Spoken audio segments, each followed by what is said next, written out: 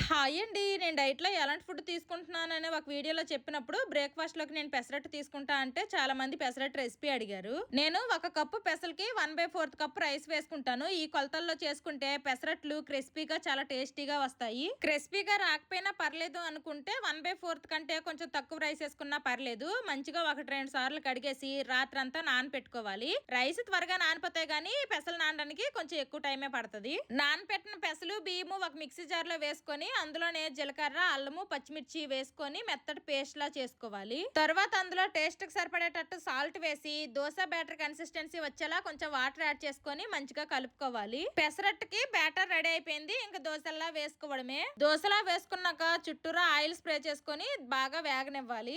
Upma pesarattu combination బాగుంటది అంటారు కదా, మీకు కావాలంటే ఉప్మా చేసుకోండి. నేను మాత్రము ఇంకా ఎక్స్ట్రా ప్రోటీన్ కోసం అనేసి పన్నీర్ గ్రేట్ చేసి వేసుకున్నాను. పన్నీర్ వేసిన పెసరట్టు కూడాను టేస్ట్ బాగుంటది.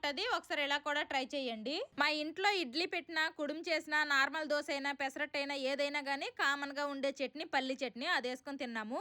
Bye bye.